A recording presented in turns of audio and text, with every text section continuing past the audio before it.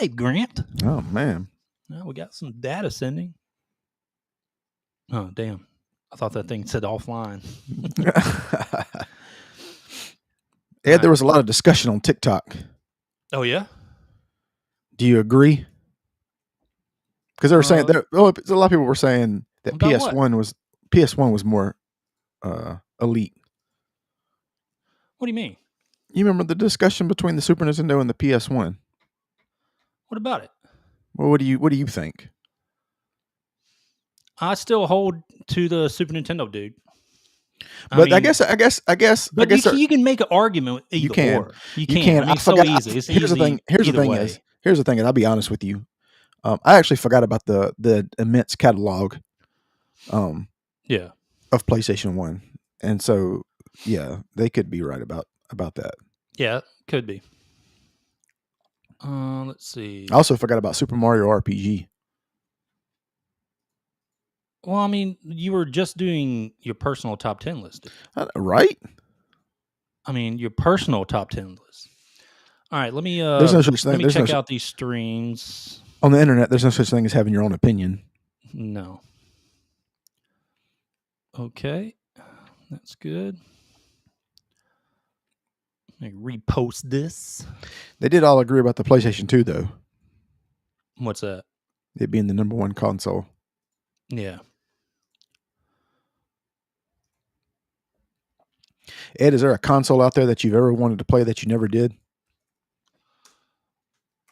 I did want to play the Neo Geo like we talked about last time. Mm-hmm. Did you ever want to play a Jaguar? I didn't have a Sega CD, but I kind of wanted one. No, was it Sega CD? Yeah, it was Sega CD.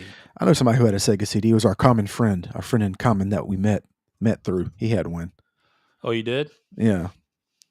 Because I remember that game. What was that game? Like, it was like their Sonic or whatever. It was like that. It wasn't Sonic. It was like the Night. What was that game where it had like the thing was purple? It was like Sonic. It was like a Sonic-esque game. I can't think of the name of it. Oh, I can't remember. Did you know what I'm talking about? Yeah, but I can't remember. Yeah. That far back. I remember he had that game. Did you ever want to play a Jaguar? Yeah. You ever want to play a Jaguar? I did. What about TurboGrafx? No, I never got into that. I'll tell you one I did want to play, and was the 3DO. Oh, the 3DO? Yeah. I used to send in game. Was it Game Pro or was it IGN? IGN, geez. Electronic Gaming Monthly. Well, they used to fill out the little code or whatever, and you send it in, and they'd send you back another puzzle, and you had to solve it or whatever. Yeah. All right, let me save that. I think I got it right, and they never sent it back to me. I think they cheated me out of a 3DO. They probably did. Back then, like the grand prize was like a Super Nintendo, a Sega Genesis, a 3DO, a 30-inch TV. Back then, that was huge. Yeah. It was like the ultimate surround sound. All that stuff. All right, let me share this. Nah, but I never wanted to play it. See, the problem with like the TurboGrafx and stuff is they didn't have any like games, like any cool looking games. Yeah, they really didn't. No. Jaguar tried to be 32-bit before PlayStation. That was their thing. So they didn't try to compete. They were actually the first 32-bit, quote unquote 32-bit console. Supposedly, that's what they advertised, but they couldn't do it right. That's the thing. Their games still look like shit. That was always funny. It's like their games looked worse than PlayStation. Like some of their games actually look like Super Nintendo games, and they advertised 32-bit. Okay. Grant, Are you ready? I think we're ready, buddy. Oh man, let's do it. We are ready. Let's lock in. No, but like I was just, let's see, Super Nintendo, Sega Genesis. I owned a Saturn. Hold on, I did have a Saturn. Did you have a 32X? No. I had GameCube. I had Dreamcast. Do you remember? Okay, don't tell me if you remember this. So, do you? All the PlayStations, all the Xboxes. So it was really Sega went through this really weird period because they came out with the 32X, then they had the Sega CD, then they had Sega CD 32X, where you had to like combine them both. So Sega kind of went overboard on a lot of systems. Well, I don't know what they were trying to do. The problem is like by the time you got done putting all that shit together on your Sega, it looked like a transformer. Like it looked weird. And the thing about that is the Sega Saturn was coming out like months later. So I think those games are rare, like the 32X CD, whatever games, because they only made like 12 of them or something. What was the point of that? I don't know, man. They just went overboard with some of their systems. It's pretty shitty. It was like the Power Sega. Glove. I didn't mind the Dreamcast. No, Dreamcast was great. I actually liked it. No, it was good. Dreamcast. Dreamcast was really good. I didn't mind the GameCube also because all the Metroid Primes and stuff. Yeah, no, that was good. That was good stuff. And no, then, Dreamcast was really Skies good. of Arcadia. They had some good RPGs. What did Record of Lotus War come out on? Dreamcast, right? No. Yeah. That was like because that game came out before Diablo 2, so that was like a good holdover until Diablo 2 came out. Yeah. All right. So this is last day for that shitty camera, huh? Last day for the shitty camera. I'm going to pick up one today. Okay. Well, Grant, I say we get into it, buddy. Let's do it. Let's get into it. So what we're going to do is top 10 first. Okay. Well, let's do gaming news. I got a few things for gaming news. Okay. Top 10, and then Dragon Age review. All right. So today is going to be top 10 fighting characters. Yep. All right. Top 10 characters from fighting games. Who gave that review? I mean, who gave that suggestion? Craig Fletcher again. Craig Fletcher. All right. Okay. Yeah, I'm pretty Craig, sure. Keep them going. Keep them going. Craig, I don't care. He ain't slowing down. Yep. Okay. So let's get into the podcast, Grant. All right. Let's do it. On mute.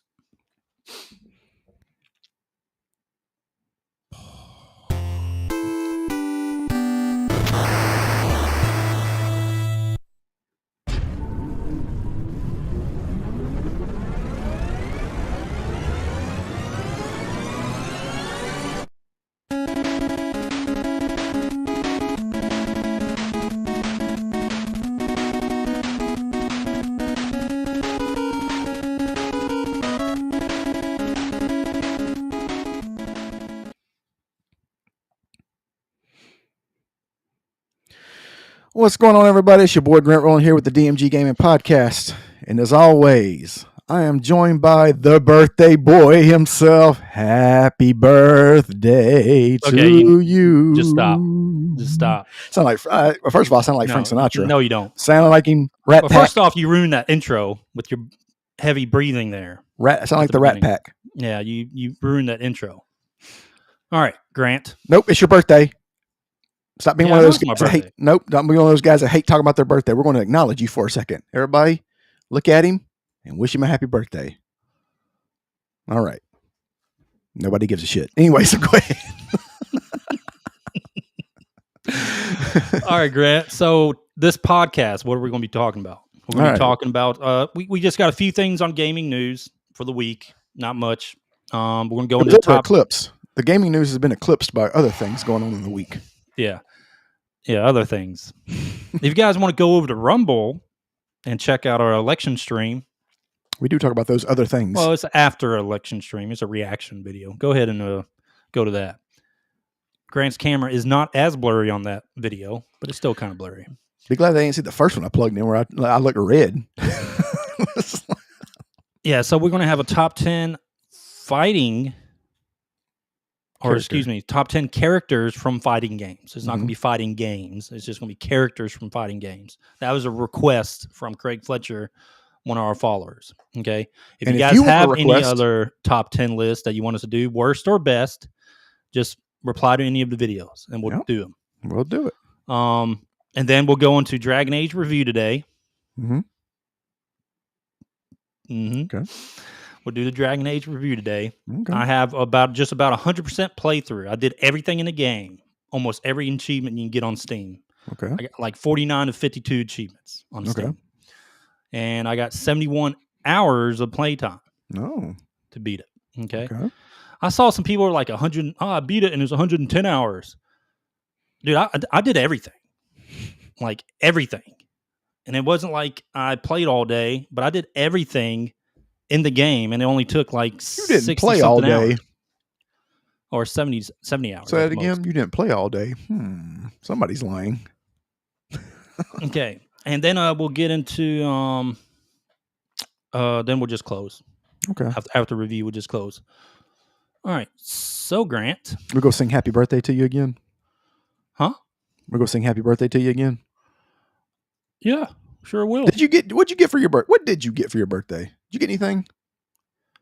Well, after we're done with the podcast, I got a cake. I got tiramisu cake. Okay. Tiramisu. Uh-huh. You like tiramisu? No, it's disgusting. It tastes like coffee and cake. I don't like it. Fantastic. Well, my wife loves it too. I ate the hell out of it in Japan. I know. But yeah, so, and then after that, I'm gonna probably just after the cake and celebration, I'll probably just go back to playing Metaphor. Oh, you're playing Metaphor now. I'm playing the Metaphor. Yep. Nice. Y'all not going out to eat? No birthday I'm dinner? Gonna cook some steaks. I got some steaks I'm gonna cook. Oh God, these things are gonna suck. Anyway, go ahead. My steaks are good, dude. Learned from my dad. My dad was a chef. I know. They're good. They ate. They're real good. All right. So Grant, let's get into some gaming news. All right, let's do it. The screen's kind of small. All right. So Sony, even after the Concord failure, is up by 12% in the quarter two. Okay. That's really strong for them, especially after that Concord crap. What was it? Hundreds of millions of dollars they lost off that stuff. Off Concord. Hundreds of millions. Hundreds. But looks like the PlayStation Pro, PS5 Pro, is selling very well right now. It's number one on Amazon. So that helped a lot, I'm sure. And but other games really carried them too this quarter.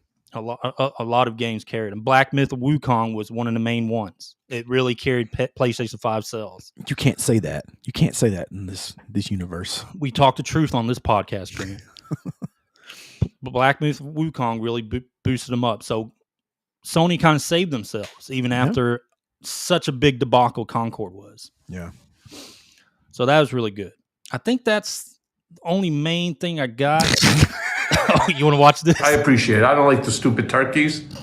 All right, let's just knock that stupid shit off, please. All right. Hold on. I was crying laughing when I saw this. So this is Michael Cohen, Trump's old lawyer. Then he turned on him and ended up lying in court and got in trouble for that too. Well, some guy on his feed was trolling him, and he kept putting stuff on. Yeah, let's do that. I did. I said I was leaving. And then the following day, get that through your dumb heads. The following day, I turned around and I said that there's no chance in the world that I'm leaving my country. Thank you very much. All right? I'm not leaving anywhere. You leave. This is my country. And I have every right, every single right within which to turn around when we stop so we can. All right. This last I'm going to end up blocking this idiot.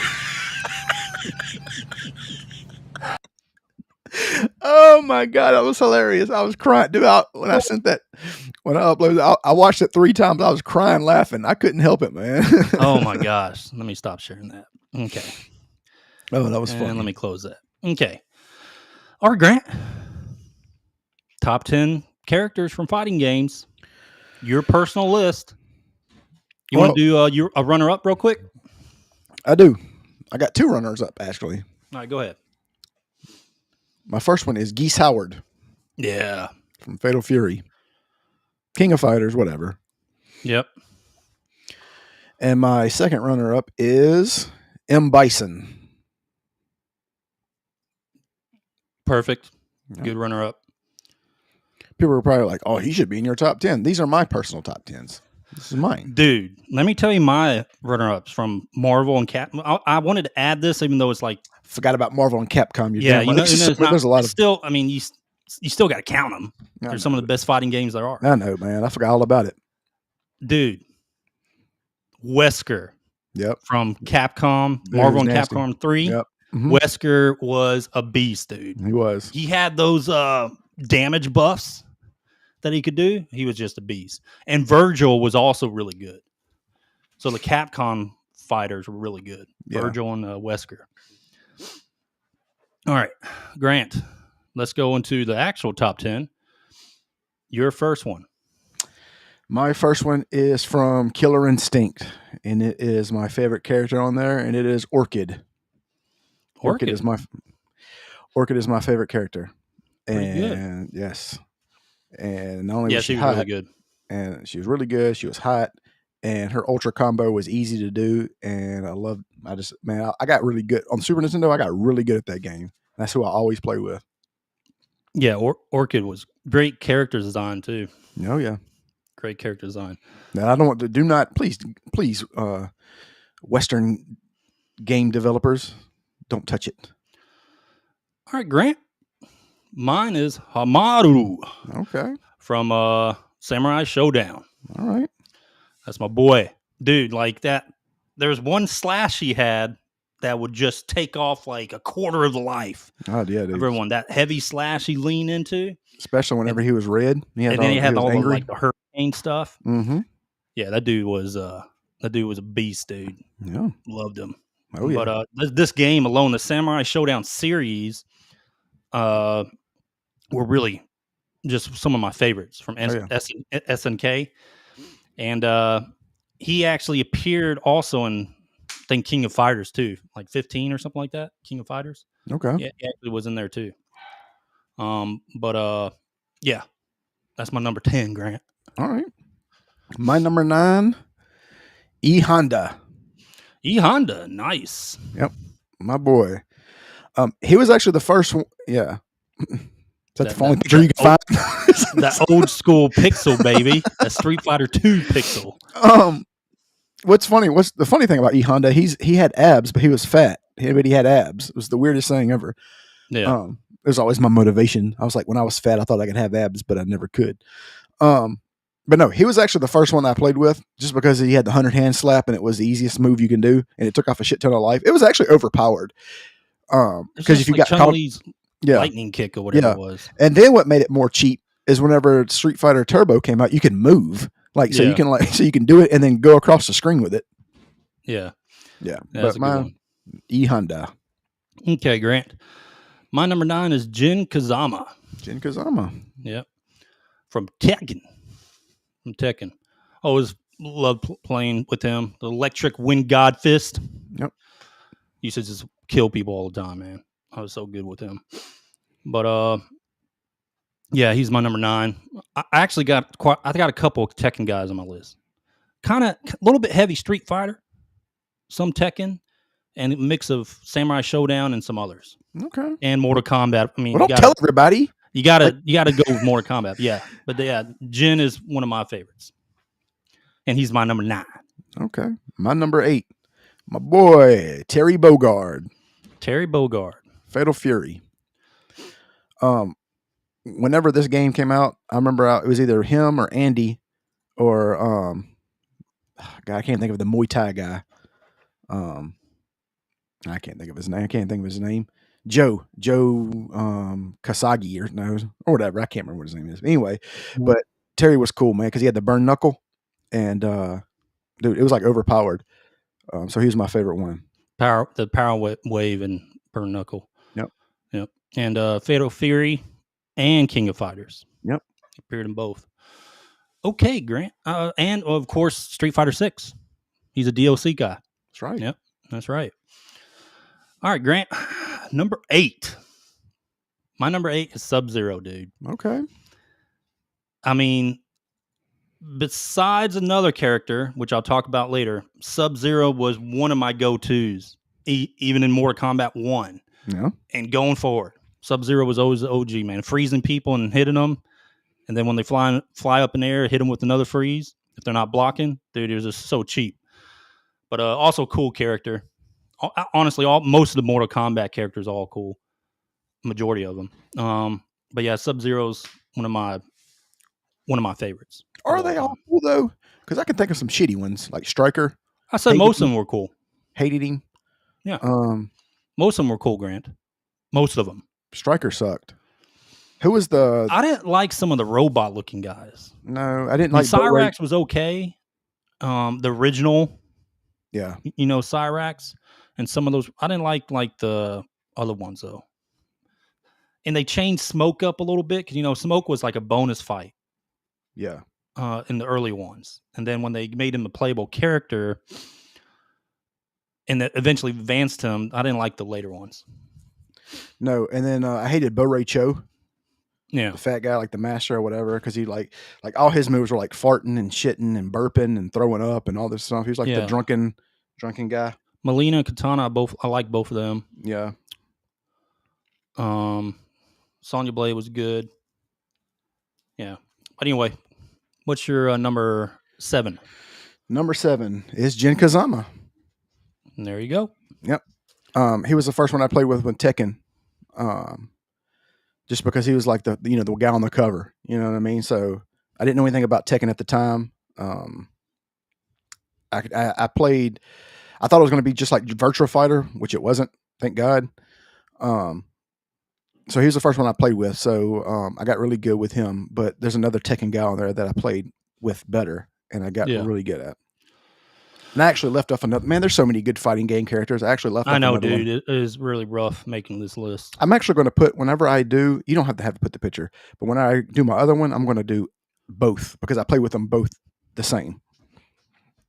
Yeah. Who's the other guy in Samurai Showdown with the samurai?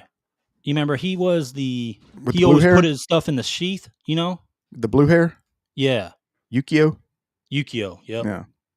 Yeah, he was good too. I liked him. He was real good. He didn't make it on my list, but then you had Jinjuro, whatever, like in the later ones, like 2 and 3.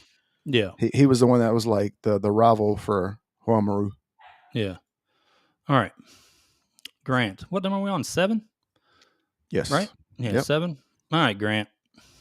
This is one of my favorites of all time. Ken Masters. Yep.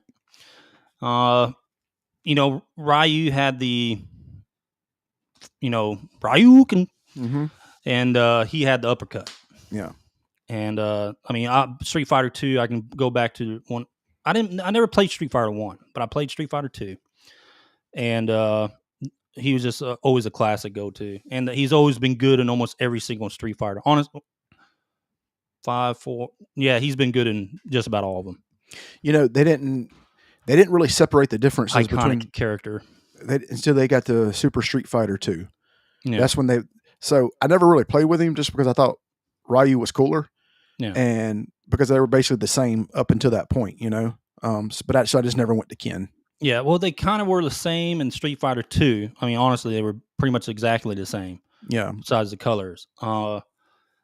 But they advanced them in the next Street Fighters. They made sure Ryu was like the fireball guy. Yeah. Mm-hmm. And then Ken was the uppercut guy. Yeah. And they changed their move set up some. All right, Grant, you're number 6. My number 6. I'm going to have 2 of them here because I have to add one because I forgot about him because I played with him just as much as this one. Who's that? From Tekken. Law and Eddie Gordo. So which one are you going with? I'm going with both of them. Cheating. You can't do that. Yes, I can. No, yes, you I can't. Can. What's your number 6, dude? This is my top 11. Nah, we're gonna go with Law. We'll go with Law. Now I'll put Eddie Gordo in my honorable mention then. Yeah. I didn't put him on my top 10, but he's definitely my honorable mention. Yeah, no, dude, he's super cool because he was Capoeira guy. And anyway, so Law was cool because I thought he was Bruce Lee, and he fought like Bruce Lee, and exactly like it. Yeah, and he was so good. He was modeled after Grant. Exactly. Bruce Lee. Did you know that? Everybody did. Like him, Fei Long, everything. I think they actually Bruce Lee's parents actually got Fei Long taken out of Street Fighter. The same thing with a Mortal Kombat character we'll talk about probably later because I'm sure one of us has him on there. Yeah. All right. What did I say? Bruce Lee's parents? I said Bruce Lee's family. I meant. Yeah. Bruce Lee's family got him out of Street Fighter. Took Fei Long out. Yeah, Law's a cool character. Yeah, no, I liked him because once I started playing with him, that's all I played with for like all the way up to like Tekken Tag. That's all I play. I play with him and Eddie Gordo. Dude, I was a monster. Yeah. All right, Grant. My number 6. Hanzo Hattori. Good. From Samurai Showdown 2. You didn't go with Galford? Nope. Dude, this guy, this little teleportation stuff. Oh boy, I could mess some people up. Return to the log. Yeah, I used to destroy people in the arcade, dude. Yeah. His pyro stuff, his teleportation, and invisibility stuff too. Yeah, I just love playing this guy. He was super cool, man. He was cool looking. Yeah, but he was one of the main. I mean, when it comes to like ninja and cool looking character in Samurai Showdown, he was a dude, man. Yeah, I love playing him. Oh yeah, Hanzo. All right, Grant. Number 5. My number 5 is from Samurai Showdown. And it is Genan. Genan. Yep. So when I first played Samurai Showdown, he is the first character that I played with. Yeah. And he is cheap. I'm just gonna go ahead and tell you he's a cheap character. Like, he hits really hard, and setting up his moves was really easy and cheap way to do it. Like, so I remember being at the arcade and just lining them up and laying them down, man. Dude, and everybody's like, man, you're a wizard. I'm thinking, no, I'm just smashing. In my mind, I'm like, yes, I am. But in my mind, I'm like, I'm just hitting buttons, and that's basically all I was doing. That claw attack, dude. I know, dude. Just so elite. It was just elite. His super claw attack, like the hard one, it'd take off half your life. Yeah. Yeah, he was ridiculous. Yeah, he was nasty. And the thing about it is like they brought him back like in Samurai Showdown 2, and then like Samurai Showdown like one more, and then they never did anything with him again. Yeah, he was a real cool character. I like him. Man. All right, Grant, my number 5. I had to put her on this list. Is Morgan Ainsland. Oh yeah. Many reasons why I like her. Oh yeah. But she first appeared in what is it? Well, the first Darkstalkers, what is it, Night Warriors or whatever? It wasn't the first one, but it came out, I think, 94 or some shit like that. Yeah. But when I saw her, I always played with her as a kid, dude. Because I thought she was like, how old was I? I was like 11 or something like that. I thought she was the prettiest thing ever, dude. But I used to play with her all the time. You had a crush on her. Those bat attacks, dude, unstoppable. Oh, bat attacks. I thought you said breast attacks. Those two. But yeah, just an iconic character in the Darkstalkers. See, guys, games. These are the kind of characters that we want in the video games. That's it. That's all. She's a succubus. I mean, it's like it's an easy design. That's it. There's nothing super creative about it. Yeah. You know, but it's an easy design, and it captures the eyes of men. That's it. All right. Grant, number 4. Number 4. Akuma. Nice. Yeah, so Akuma's awesome. Dude, was it Street Fighter? What Street Fighter was it where he was like the hidden character? I can't remember. It's one of the Street Fighter. I can't remember if it was Street Fighter 2, like the Street Fighter 2 Turbo. No, Super Street Fighter 2 Turbo. God, they had so many Super Street Fighter 2s, like it was ridiculous. But anyway, or Street Fighter 3, one of them. Whenever you played with him, I think it was Turbo. It could have been, but whatever it was, is he was overpowered, and he was just, man, awesome. So when they started putting him in the games, I started playing with him. Yeah, I don't know if he was a playable character in Turbo, but I know he was in Turbo. I want to say he was introduced before he was introduced early, and then they brought him back. I want to say. I mean, he's just a cool character. Yeah, no, dude. Like his Hadouken that would go like all over the screen, like he'd go like vertical and all. You can jump and do it. Like that, man, dude was overpowered. The Capcom versus Marvel ones, I used to always bring him in. Yeah, he's good. Always bring Akuma in, and he just looked cool. My team. Yeah, cool looking too. Great character design. Yep. We're gonna go back to my number 4. You already said it, but Terry Bogard. Okay. He is my number 4. Same thing as you said. Power Wave and Burn Knuckles and all that stuff, and just a classic SNK character. Yep. King of Fighters, Fatal Fury, and Street Fighter 6. Yep. But yeah, cool character, dude. Classic character. All right, Grant, number 3. This is my favorite Mortal Kombat character, and this is who I always play with. he's still not he's still not number one, but he's number 3 is Kung Lao. Kung Lao. Kung Lao is my favorite. I always play with him in every Mortal Kombat. His Picture teleports. on the right. What movie is that? Which Mortal Kombat is that? Which one? On the picture on the right. The far right? Yeah. What movie is that? Is that the newest one? I think that's like the one that just Mortal Kombat the movie. Yeah, like the one. one. Yeah. Okay. Anyway, so I always play with him. His the teleport, like his kick, his little flying kick thing's cheap because you can like jump up in the air and like come down at an angle and stuff like that, and just throwing the hat on the ground and in the air and stuff like that. I just do the hat all damn day. Yeah, that was my. Dude, I teleport. Dude, I would teleport. Hat. I teleport all day. Love it though. Yeah, yeah. Kung Lao is awesome. All right, Grant. Mine number 3 is Kazuya Mishima. Okay. Let me pull up that image. Classic Tekken guy. Same thing. Wind God Fist, all that stuff, and just a great character in the Tekken universe. Really good. Yeah, I like how they portrayed him in the animation too. He was really good in that. The older one, Tekken animation. But yeah, great character.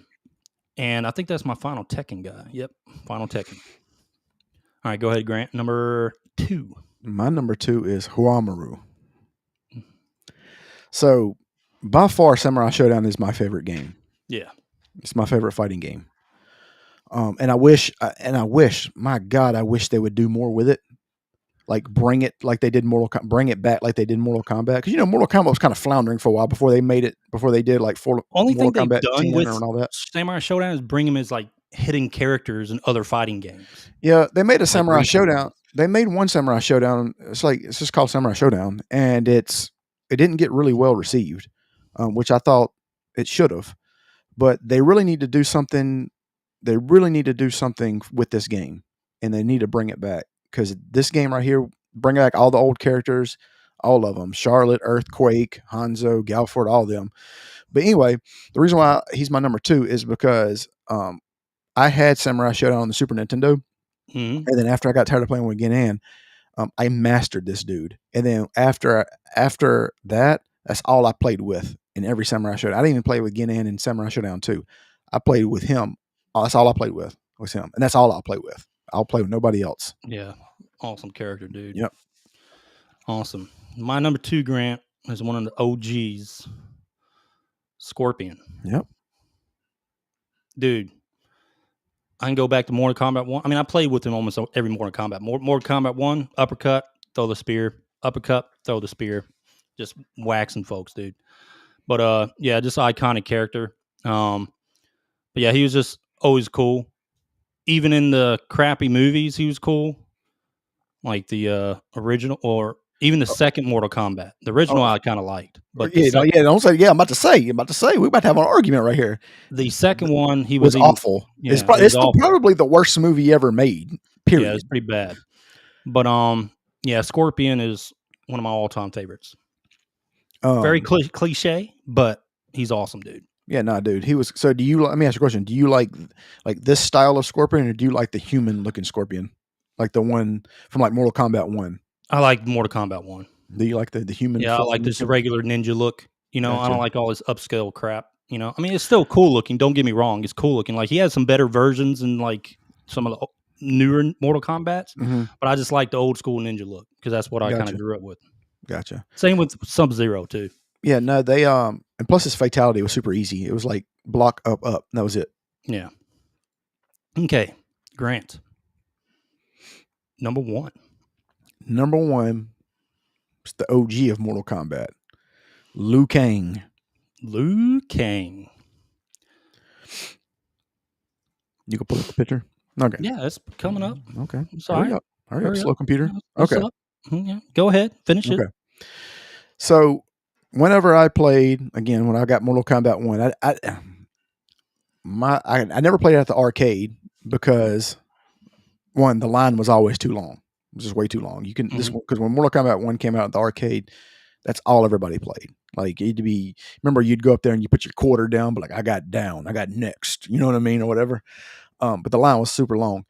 But I played with him because he looked like Bruce Lee. I actually thought it was Bruce Lee. Like I just thought it was in the first one because he looked more like Bruce Lee. Like he didn't look like this. He didn't have all the headband. Did he look like Bruce Lee? No. But what I'm saying is like he didn't have all the. And Mortal Kombat 2 is when they put the headband on him and changed him up a little bit. They try to differentiate because I think he started. They had. I think they got likeness. Just like this one, they add more armor.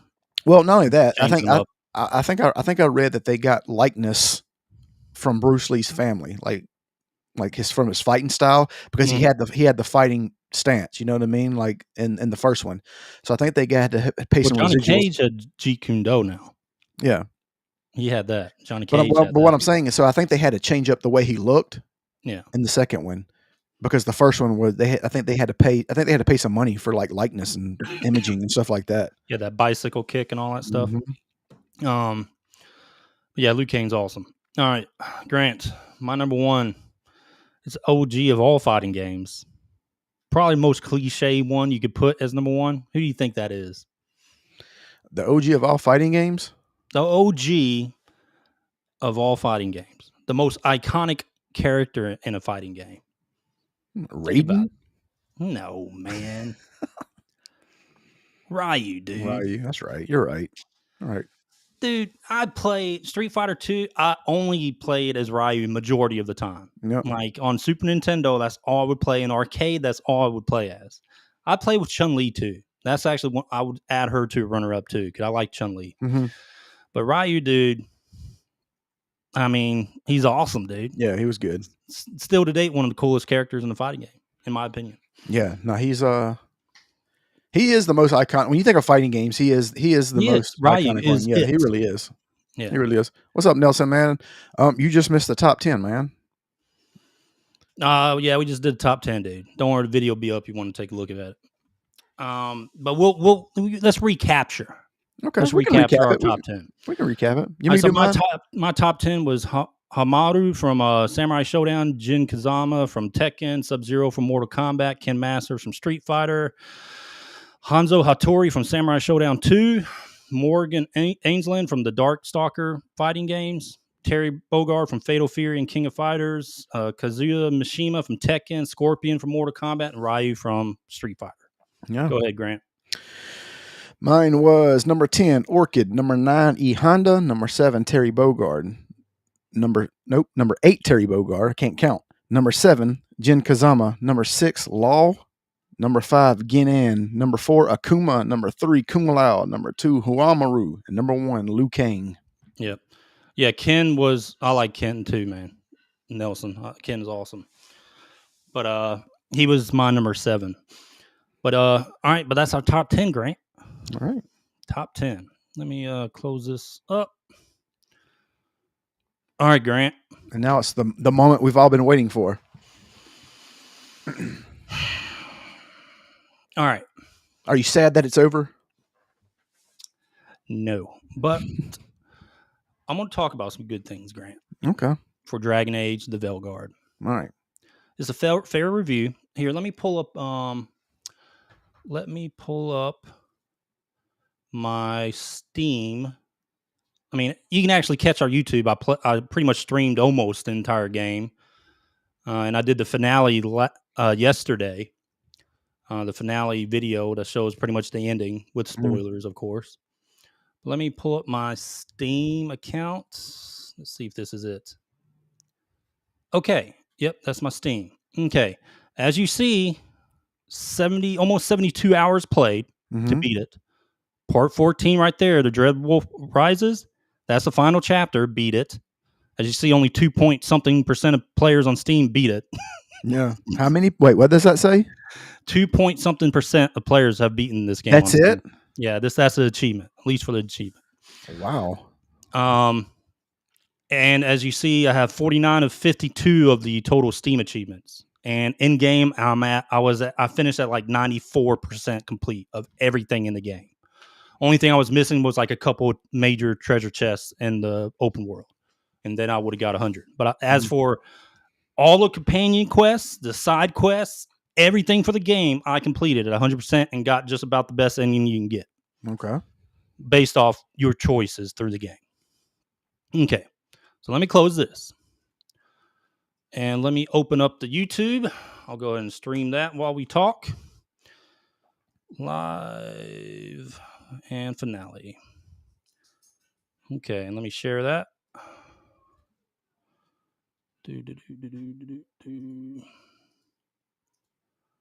All right. Share screen. Here we go.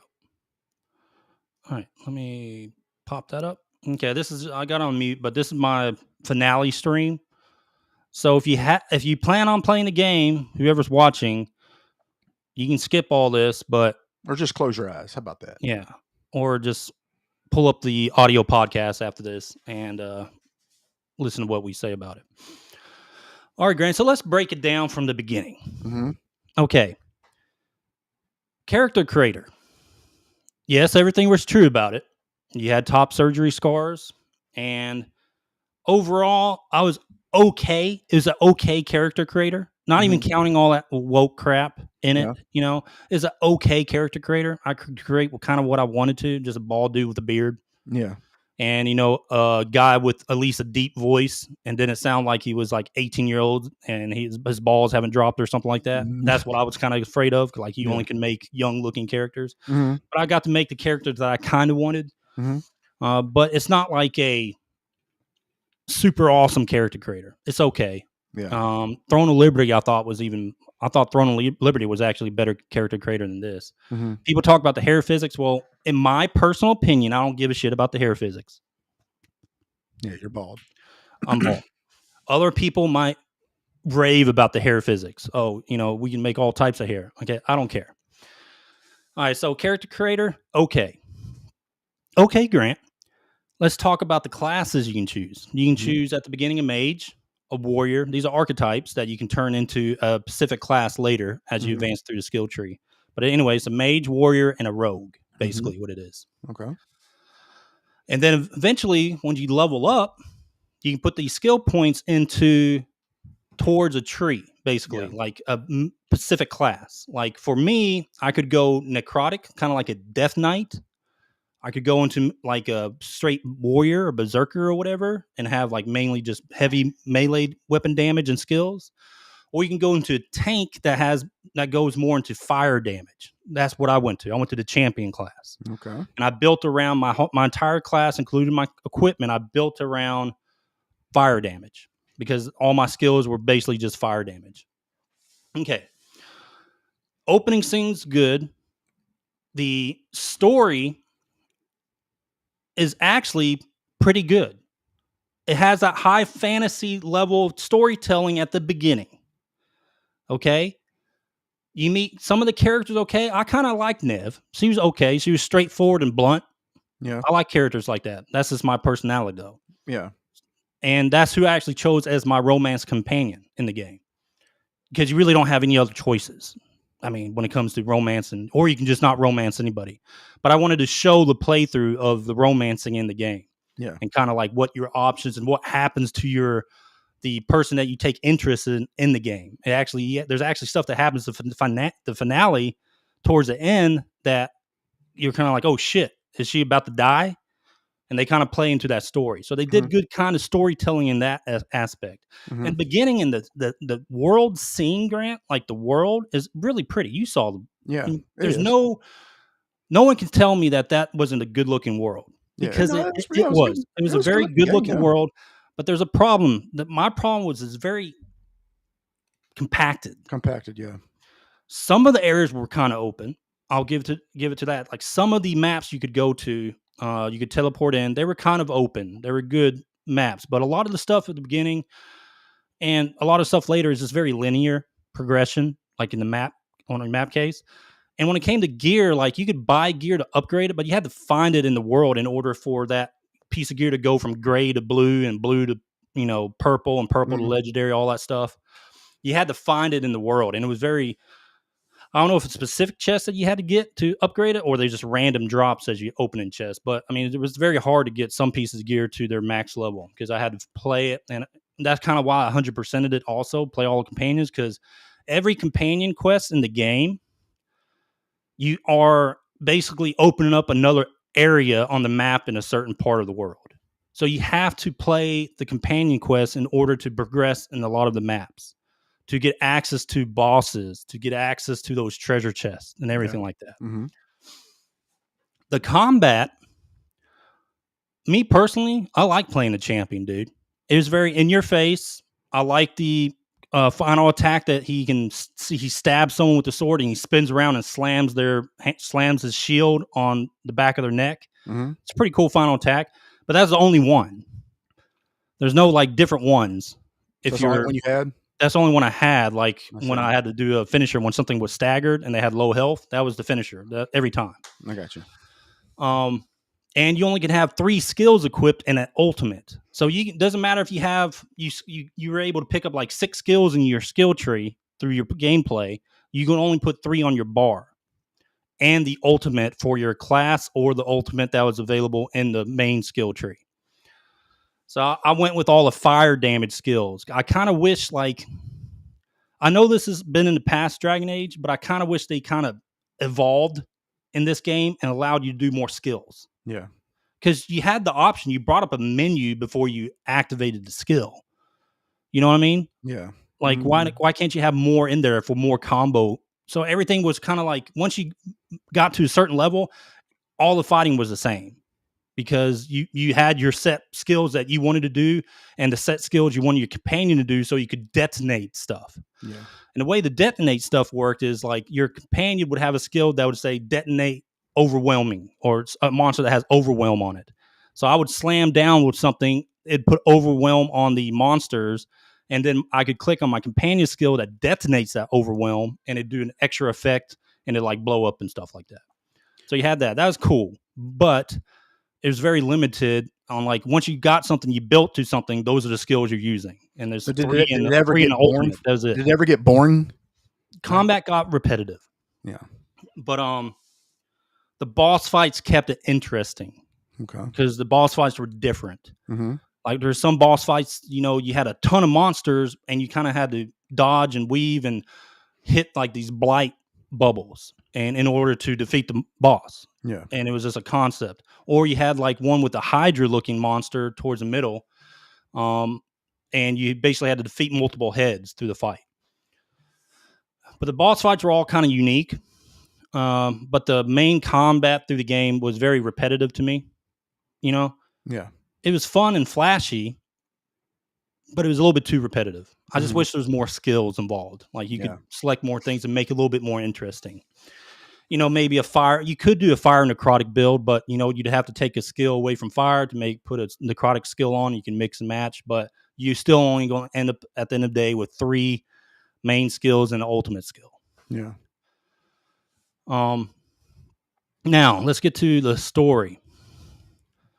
So this is kind of what I'm getting at right here. BioWare, they set up a really good high fantasy story for a little bit. It was a good storytelling in some parts, and then there was some parts that the dialogue was just very bland. You can say that a lot about the companion quests, but the main story, there was some bland dialogue. But then it brought you back in with like the Battle of Weiss Cup, I think it's called. There was a lot of action. There's a blight dragon in the background crashing into things. There's a lot of action in it. And the same thing with the ending scene, the finale. A lot of action. But then you get to certain characters in the game, Grant. So you have this high fantasy setting. Good storytelling, decent storytelling so far. And then you meet one character that completely fucking ruins the game. Because it is possibly the worst fucking character ever created in an RPG. And that is Tosh. Worse than Edward the Bard? Worst character ever created. Now, everyone's going to be saying, oh, you don't like her just because all the stuff you see on social media, that she's non-binary and stuff like that. You take all that stuff away, she still is a shitty fucking character, dude. Horrible writing, stupid voice dialogue. It is beyond me, dude. Like, it is some of the worst stuff I've ever seen. And yes, people say, well, you don't have to play her companion quest. You can just let her be and then die, and I guess in the finale. Well, if you don't play her character or companion quest, if you don't play it through, you're missing 1, 2, 3, I think 3 dragons that have a lot of loot. They literally have like a loot horde, and then all the treasure chests, and also continuing the map in a lot of areas because you have to do her quest in order to open up stuff. Oh, but you can just skip her. No, I mean you kind of want to because you want to get your gear upgraded, dude. Yeah. Like if I didn't do her quest, my gear would have been some of my gear would still be blue when it came to upgrade. So a lot of stuff is hidden behind her companion quest. And most of the time, my dialogue that I wanted to choose to just tell her to shut the fuck up. Like in every dialogue, everything she was in, I was like, I even sent her into a place in the finale that I thought she was actually going to die in. But I made the mistake of completing her companion quest and making her be a Veilguard hero. Basically, if you complete each companion's final quest, they become a hero of the Veilguard. And they have extra buffs, I guess, whatever, depending on what you choose in the finale. Go help this group and go help this group. But no, so at what point did it start getting cringy? When you meet Tosh. As soon as you meet her. I'm going to get to that, Grant. Okay. I'm going to explain that. Okay. So this is where it goes stupid. Like, so Tosh's dialogue is just horrendous in the entire game. It's horrendous. Not even when she sits down at the dinner table in one of the companion quests and she's talking to mother and she literally says, I'm non-binary. And that's like the first thing she says to her mother. And then going into, talking about it. Oh, well, the game's, kind of the concept of the game is about change and all this stuff. No, her character was stupid. Every single thing like, she said was stupid. It was very kiddie. Like she acted like a kid in all aspects, like a bratty little kid. They did not do her justice. Dude, okay, add a trans character in the game. I don't care. Do some good writing. Yeah. Like, do something. Don't make them the most annoying fucking character in any RPG ever made. Don't do that.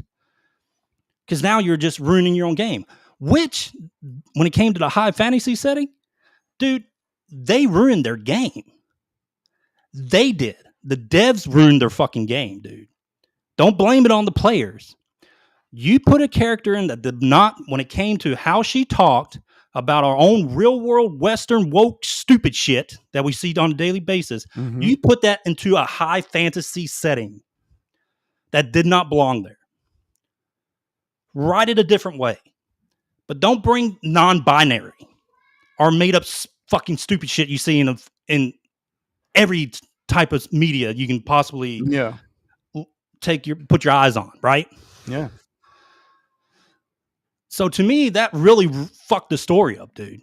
Because my entire time I had this, like, why? Why was this in the story? Like, why do all this stuff about fantasy? You're hitting it hard. You almost had it. You had a solid fantasy setting.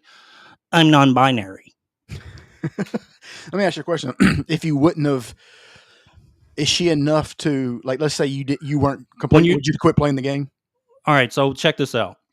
When you don't romance certain characters, they fall in love, right? Yeah. So in the game, if you don't the characters you don't romance, they have a chance of falling in love with each other. Mm-hmm. So of course, in my playthrough, Tosh falls in love with Harding, which is the female dwarf, and their dialogue is cringy as fuck. It kind of ruins Harding's dialogue because she's talking to Tosh. Mm-hmm. And Harding's like this dwarf that gets these powers from the Titans and stuff like that. And you go on her stuff and you get to see ancient dwarf city and stuff like that. And it's a good story. I like the ancient dwarf setting. It was really cool. It reminded me kind of like Lord of the Rings and stuff, right? Yeah. But then you have Tosh in the background worrying about Harding, and it's just so stupid. It's like very cringy, and she's like a very bratty, like very young bratty vocal. Even when you finish her hero quest, she's supposed to grow into, I mean, she's a hero of the Veilguard, hence Dragon Slayer. Yeah. How do you think she's supposed to be acting by now? Like a little kid? No, she's not. So it ruins the fantasy to me, dude. And they were so close, dude. It is amazing to me. BioWare was so close with this game when it came to really drawing you into a fantasy world. But they could not help themselves because their lead's a fucking gendermancer. And She on Terra, he, they, whatever the fuck it is. She wanted to. She had been the driving force for this character. Oh, I'm sure.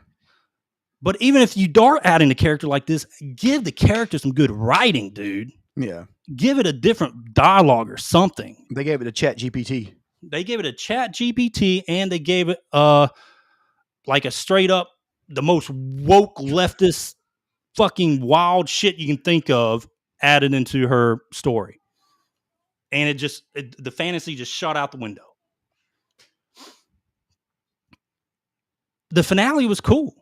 Like the finale was movie setting. You had the Dreadwolf, which was Solus from the last game, Inquisition. Solus turned into a wolf fighting a archdemon. He had to kill the archdemon in order you to kill the final boss. And all that scene was cool, castle crumbling, and then Tasha's scene comes up of her.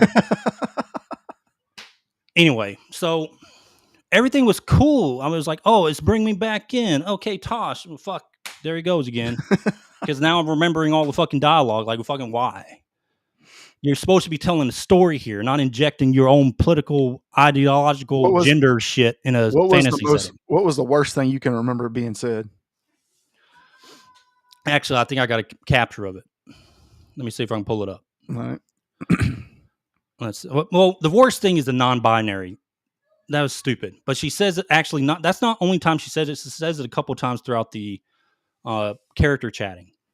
Did you do that scene where they like lecturing people on like misgendering them and stuff like that? Like, yeah. So there's one of her final quests. You meet up with Isabella, who's actually a pretty cool looking character. She's very pretty, well done design. But you meet up with Isabella and they talk about a barv. Like you have to do push-ups when you misgender somebody. Oh my God. What? Dude, fucking it's insane. What is that? It's fucking crazy, dude. But yeah, dude, like it's called a barv? A barv. You have to do a barv, which is they make you do push-ups when you So let me ask you a question. Not just when you misgender something. They were trying to put it to like when you say something incorrectly, you have to do a barv. So did your character actually do a push-up? It revolved around her being non-binary and transgender and all that stuff. So could you make your character not do a push-up? No, well, yeah, you don't have to do the push-up, but one of your companions does because they messed up on the dialogue. Oh my God. I was trying to put, any icon that had the crossed arms, basically like, shut up. I selected that through the game majority of the time because I want to be the asshole, right? Yeah. I want to be the no nonsense, let's get this shit done kind of guy. Yeah. But even those ones I selected were like, he'd have like a nice response. They put safety guardrails on there. Yeah. It was a lot of safety, precautions in the dialogue. Oh my God. That's awful. You could not be an asshole to her. But anyway, so the finale, great. Cool ending, when you get 100% and you got all like one of the best end, you get the best ending. It's cool fantasy element, cool boss fight.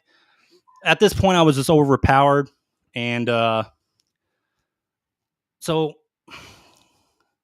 else I want to talk about? Oh, the Inquisition. So remember your playthrough in Inquisition? You create a character and stuff like that. Yeah. Well, the Inquisitor to tell this story is actually a short little female elf.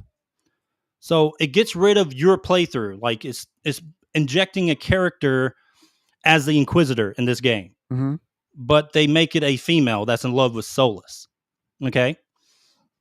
And that's kind of one of the better endings is allowing the Inquisitor to go with Solus into the Veil because she loves her. But that totally dismisses your playthrough if you played a guy or anything else in the third Dragon Age and Inquisition. It totally dismisses that playthrough because they've made the Inquisitor a female elf. Yeah. So there's that. But anyway, so like they were very close with this game, dude. They were very close with the setting, the fantasy at the beginning, and then, they said, fuck our game. Fuck it. That's what they said. They said, screw it. We're going to just put the shit in here and just ruin everything for you. Was there ever a point where you're like, all right, I'm done playing? But you did it. I know you pushed through, but was there a point where you're like, man? A little bit before the final stuff, like chapter 10 or something like that, whatever it is. Like before I was starting getting the final stuff, I was like, this is getting a little bit repetitive. But I'm glad I finished it because I could give that overall fair review because the finale kind of brought me back in. And you're also in the point. You're also Tosh in the pushed me out. 2.9. Harding and Tosh pushed me out with their cringe dialogue, and then they brought me back in. But overall, if you took Tosh out of this entire thing, out of everything involving her story, and just replaced her with the blandest character you can possibly think, this game would probably almost be around 9. A truthful 9. I'm not talking about you 10 of 10s. Those guys are not giving you a truthful review for this game because it gets repetitive. The fantasy is ruined. It is not a masterpiece. It's not a 10 of 10. It's not a 9 of 10. You can make the case for an 8 easily. But my final score, Grant, after everything I experienced as an RPG, 71 hours of gameplay, almost 100% in the game, 30 plus years in RPGs, it's a 7 out of 10. 7 out of 10. 7 out of 10. And I looked at my score and I made sure, like, okay, gameplay, story was good, then it's shitty. Story was good, now it's shitty again. So that kept kept going through my above mind average. for the story. What's that? Above average. It is above. It's what we said from the get-go, Grant, and everyone has been saying this is probably going to be a solid RPG. Yeah. A solid one, which means it's not great and it's not a masterpiece. It's just good. Yeah. A solid RPG. And that's what it is. It could have been great. Hell, it probably could have been a masterpiece almost. But there are some glitches in the game, some graphical errors and stuff like that. There are that too. So it's not a masterpiece and not great. And they got me with the fantasy for a little while. Then they pushed me away. And they got me with the fantasy and they pushed me away. And I was like, I'm done with it. You know what I mean? Like, you quit doing that to me. So it would be fair to say that, like, of course, there's a lot of people who just gave it a 1 just because, and there's and on the other end, there's a lot of people who gave. I'm not putting. You got 2 sides on this. Ones that both who probably haven't played the game. Yeah. You got people giving a 10 of 10 masterpiece on social media that are just lying to themselves, haven't played the game, and they're just going with the gender ideology. Then you got people that are just, of course, shitting on ideology and saying it doesn't belong in game, which I actually agree with them. A lot of this, if it's not written well and they try to inject it, push it in your face, it does not belong in games. Exactly. If you want to let it flow naturally and not push it in the face, I'm fine with it. Yeah. But it's a lot of pushing your face, and it's like the wokest person you think of social media, just shove it in your face in the game. Yeah. Like, that's what Tasha's storyline is. It's just like annoying, shove it in your face. Yeah. So, but you wouldn't blame people because of her character and all that stuff for giving it a low score. No. Yeah. No. I'm trying to be as partial as possible. Exactly. Yeah. And because if you get caught up in that, you're going to end up getting you're going to get a very untruthful score. And biased. I'm not saying it's going to be untruthful, but it's going to be kind of biased. Yeah. It's a 7 out of 10. If you want to say, and then I looked at Steam. Steam is sitting at 73%. Yeah. This is a 7 out of 10 game, Grant. Yeah. It is 7 out of 10. Steam reflects that because you cannot put a review on Steam unless you play the game for a while. Yeah. So I'm looking at my review as a 7, and I'm looking at it, it's a very fair score all around. But do not tell me 1 second that this is a fucking masterpiece, because it is not. And it's not a 9 out of 10. So it's just an above average game. Just like we said from the beginning. Yeah. Above average. Yeah. Solid RPG. That's all it is. Ed Phillips gives it a 7 out of 10, the official DMG score. Yep. All right, let me close this. You're glad it's over, aren't you? Yeah, I'm playing Metaphor right now. That game's fucking awesome, dude. Is it? Yeah, Metaphor, Refantasio. It's really good. How far are you? God, you probably almost beat it. You probably just started it, and you. No, I'm like 3 or 4 hours in, but it's fun so far. I might download it tonight. Yeah, like the art style, I thought I was gonna like it, but I do like it. Like eventually, because they give you animation, like actual anime cutscenes, and then they go into like the actual gameplay. Let me stop sharing that real quick. But they get to the actual gameplay. It's fun, action RPG a little bit. Yeah. You know what we should do? I should actually play this game and beat it. That way we could talk about it together. Metaphor? Yeah. Are you going to play it? Or are you going to beat it? I'll probably play like an hour of it and be like, No, I do want to play that game. I am probably going to play it. I'll probably download it tonight and play it. I've been playing Final Fantasy VI Pixel Remaster. You never played like Persona 5, have you? The Persona series? I played Persona, but not Persona 5. Atlas is just putting out bangers, dude. I know. The only thing I used to hate about Atlas was like all their games had you remember Thousand Arms? Like that game had so much dialogue. Like just oh god. Well, they did the same with Disgaea, those strat tactic games. They made too many of them. Yeah, and there's just so much too much dialogue. Yeah. I felt like I wasn't even playing a game. I was just like reading a book. You want to have dialogue in this, but there's a gameplay is there. Yeah. It pulls you in. That's good. Story's good so far? So far, yeah, I like the story. Okay. It's really good. Yeah, I'll check it out. Good fantasy to it. I haven't ran into anything that would be, our new world shit. No. But I'm expecting to. Yeah. Because it's Atlas. Yeah. Well, there we go. Hour and 5 minutes. Look at that. Time flew, buddy. Hey, so when you put the thing, you should put the score on there on your review. 7 out of 10. That way people will know what. When I do the actual video for it. Yeah. That's what I'm saying. I'll do that. Yeah, that's what I'm saying. Yeah, your camera sucks. Man, see, I was trying to be nice, and now you over here hating on my camera. Don't be hating on my shit, dude. You look like you're in a 70s porn, dude. Fair. Yeah. All right. So you're saying I'm like John Holmes over here? That's what you're saying? No, you don't. With a big 11-inch wang? Is that what you're telling me? John Holmes? No. Okay. Well, I thought that's what you're saying. Nope. Go ahead.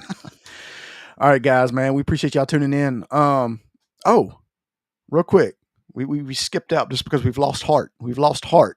We've been down in the dumps. Give me your Tennessee, Mississippi State predictions. I was really happy I know we played nobody. I know it was UMass, but I was happy with the outcome. I know it's not a good team. Tennessee is. Well, they're pretty good. Their defense is really good. Yeah. And our offense is not. Our offensive line is not really good. Yeah, it really sucks, doesn't it? I think we're going to play just like we did against good teams. You think? 14, 21 points differential. We lose, though, but it's going to be like 14 points, I think. I'm going to say 38-21. I'm going to go 35-21. Okay. Well. Because I think our team, they really want to win, dude. You know what I mean? Here's the thing you watch them on the field now, like they're really into it. They're not kind of giving up and complaining about it. They want to win, and they're showing heart. It's true. So I think that they will continue to play teams very hard going forward.